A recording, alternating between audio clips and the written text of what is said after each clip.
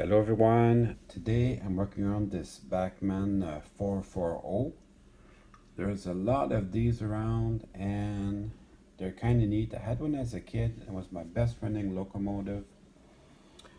Maybe I changed. I don't find them to be so good running anymore, but we're going to see if we can optimize this one. It's missing a lot of stuff. It's missing the bell, and the smokestack is gone, and also the light. This light still lights up. I tested it a second ago, so that's the good news. Everything else seems to be in pretty decent shape. It's not missing any other parts. Now this, it should run like this actually. I'm just gonna clean the wheels and put it on the track, and we'll see where we're at. That's gonna be our baseline. I've also got a second one for parts if I need to. So let's get to work on that. So that's got traction tires. I have to be careful with that as I clean it. But these have no traction tire. So I'm gonna start. This thing picks up most of its electricity from the tender. So I'm gonna start from the tender. The other parts engine is actually not going to be able to run because it's missing just this pickup strip here. Just that is missing, so I can't pick up electricity. Oh, that's a little bit tight. I'm going to work on that off camera. So it was very tight, as a matter of fact.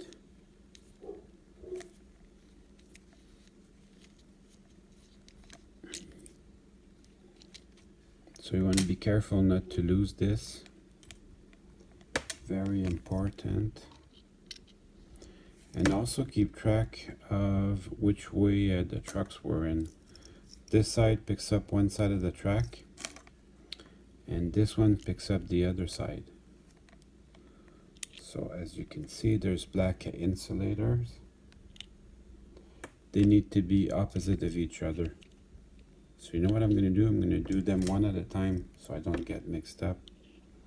There's many versions of this, and this is a completely different version from my parts engine. Fortunately, the motor still runs very well, so I won't need to make any changes to that. So I'm just going to take these wheels out, and I'm going to clean them under my tap with some steel wool.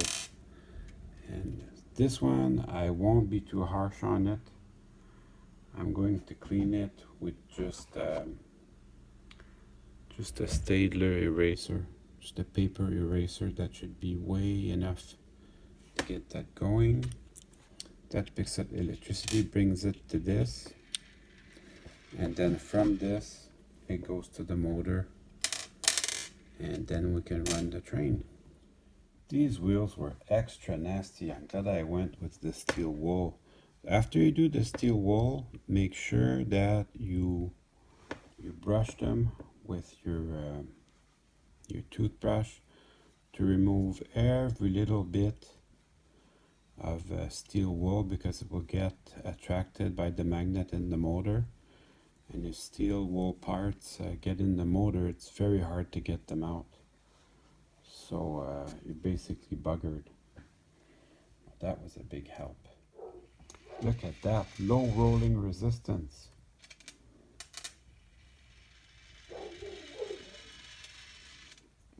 So we're going to put this back together. So I put this little part back on here.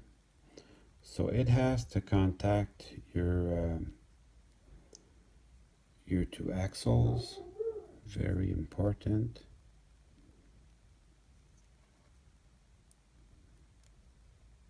And that will conduct electricity for you. Make sure that you got them on the right side for them to pick up electricity. Well, I may need two hands for this, just to get it right.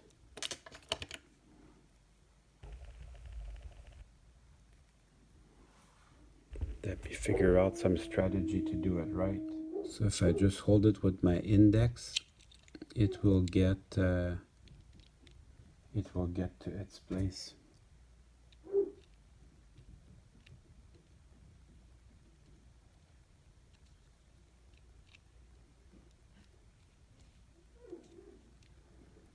you know why? That might be why it's so hard to screw in and screw out, because it probably was cross-threaded. I was working on my Civic this week, and my mirror was making a squeaky sound. So I took it apart just to have a look, and one of the bolts was missing. I found out when I was looking for more replacement bolts for that it had been cross-threaded years ago. And that ended up being a problem because the guy just didn't put the bolt back, and that was that. Anyways, I got it sorted out. There you go. Your train abilities can translate to other areas of your life, or vice versa. As they like to say, if you can dodge a wrench, you can dodge a ball. So some abilities can translate to other fields. This is the back truck. Look at how rusty and nasty this is. So I'm going to go work with my steel wool. The little pin that holds my screw, I hear it. It's loose in there, so I have to remove the shell. On these, if you want to get to the motor, you only have to remove these two screws here. So you just move the truck a little bit, and you can get to that screw. And then you can open up the shell. You can see your motor. Also, as you do this, note the position of this wire, that it's on the side there, so it doesn't interfere with the little drive shaft. It's kind of good to take note of that.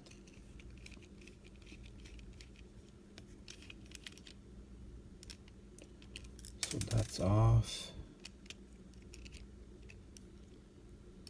and that's off. Then you can gently pull on this, and it will reveal your motor.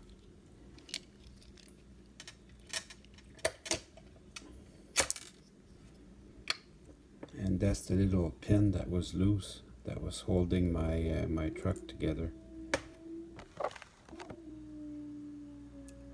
So the little pin, little screw, and my truck. So I have to reattach that. Since I have the tender shell in my hand, I'm gonna go ahead and repaint, just wash it with my toothbrush. This engine has beautiful detail. If you look here, there's the brake wheel. That's a really good detail. The whistle's broken off, but you have the separately applied handrails, and these two, and this little wire here. This wire, that is your sanding pipe. So definitely the details is not the weak point of this engine. They're really beautiful.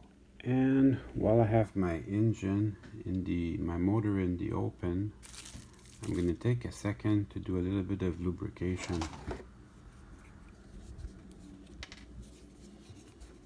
So just a drop, that's all you need.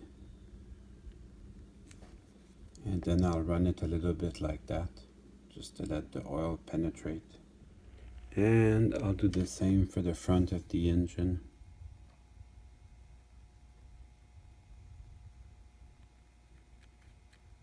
Then I'll run it a little bit. At this point it should run, so I'm going to put it on the track and let's just find out where I'm at. So this is a good starting point.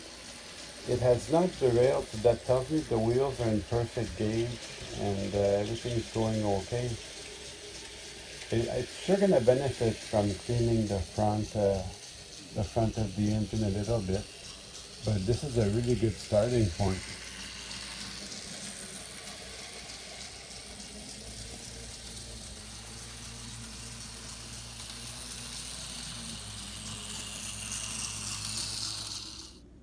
So we're off to a good start, and I'm going to work on the main part of the engine here. There's nothing much going on electrical in this. There's one wire. This is something very quirky about this engine. There's one wire here that brings electricity to the light. And then the engine picks up electricity from the pilot truck, which is a little bit quirky. So just let me show you what I mean. So it picks up electricity one side from the tender and one side from the front wheels. So that's a little bit quirky. That's why I hesitate to remove the front truck, because it is there's a little wire going up to the light, and that's very finicky, so I prefer not to touch that. So I'm going to start cleaning the top of the engine here. It's also very hard to remove the top of the engine because the wires stick through everything. So the way I'm going to clean it is I'm going to clean it with my toothbrush very gently, and that will be that. I managed to get most of the dust out of it. Won't be running this on the track till it's thoroughly dry. And while it's drying, I'm going to take out the side rods here, and I'm going to remove the wheels so I can clean them. There's also a worm gear in there, which I'm going to lubricate. That's going to help. So this rear one here is a screw. That shouldn't be too hard to remove.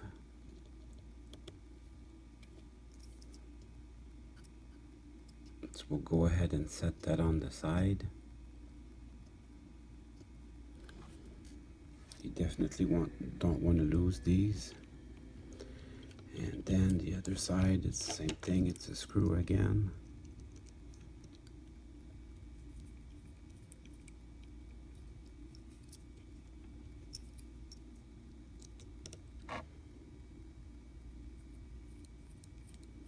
It's a pretty long screw. There. And then you can just pull this out. I just clean it with my fingers. That should be plenty. Do the same thing, we'll clean out the side rod with my finger. It should be good. And then to remove this plate here, there's a little screw down the middle.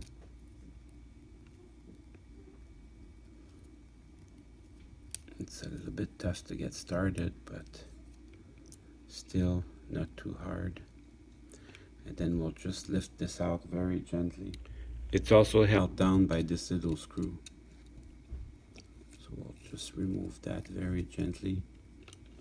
You see, as I take screws off, I put them in order. So that's going to make it easy to come back and put them back together.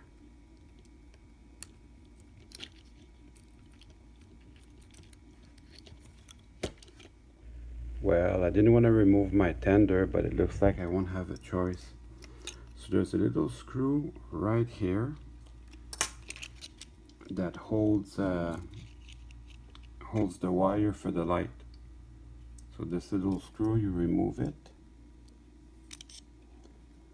and that will give you access to removing the tender.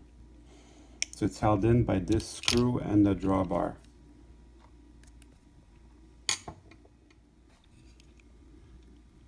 So this screw, keep the screw together with the little wire. That's going to make it easy to reattach everything. So this plate was held by the screw that holds the light wire. Now you can remove that, and you can remove your driver. And then there's a little worm gear, so that too can come out at this point.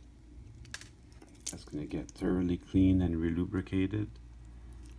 And then the same thing for the the number one driver also becomes loose at this point. It's actually does pick up electricity, I think. Looks like this half of the track it picks up electricity. That's kind of neat. So to get my cylinder rods out, I'm just going to bend the guides just a tiny little bit. Just bend them so I can get them to release the pin. Just a tiny little bit. Just don't bend them too much because you don't want to break the plastic. Now that I have everything in my hand, it's going to be easy to come in and just clean everything. That makes a big difference.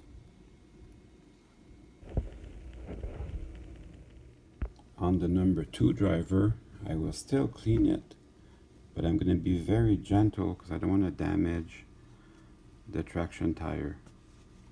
This engine, I think, is going to be a good puller, so you do need the traction tire. I'm also going to take the time to clean the wheels on the pilot truck because these have to be perfect. You know what they say, cleanliness is close to godliness. While I was playing around with it, I found out you can just pull them out and then just reinsert them later. That's going to help in cleaning. And then these just snap back into place.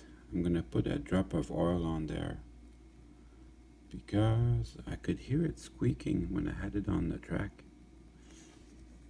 So that should definitely get rid of that squeaking.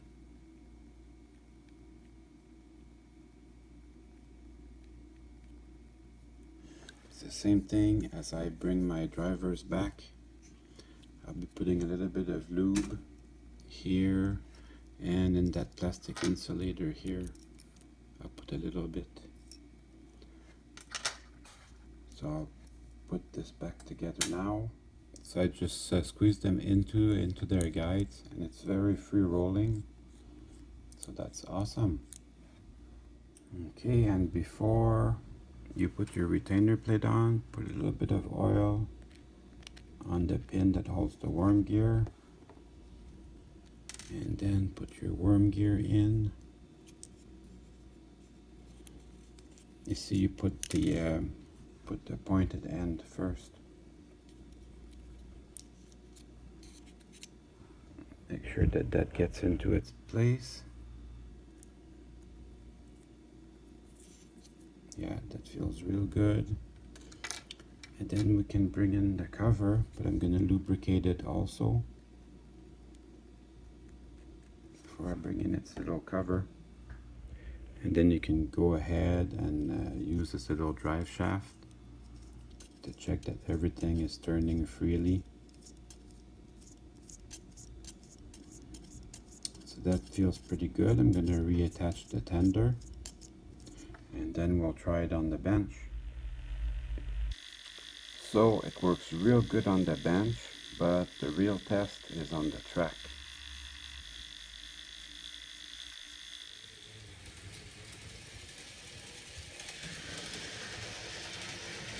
So it runs much better now. I'm going to look into doing some cosmetic stuff for it.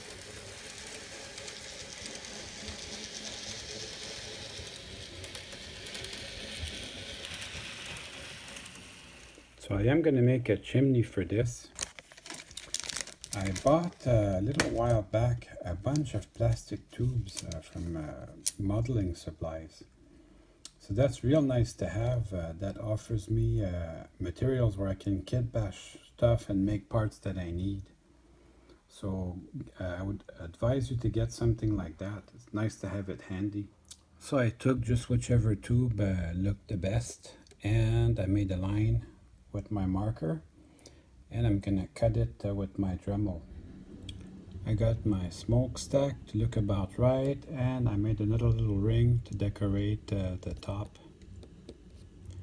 And then I'm gonna take this to my paint shop and I'm gonna paint it black.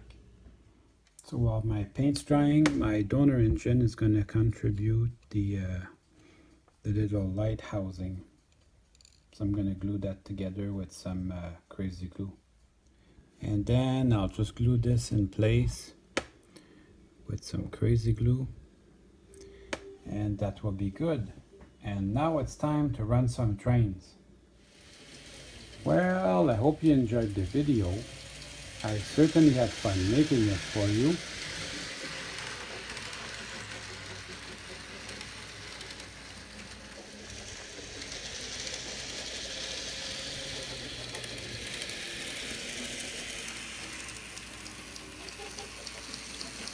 See you soon.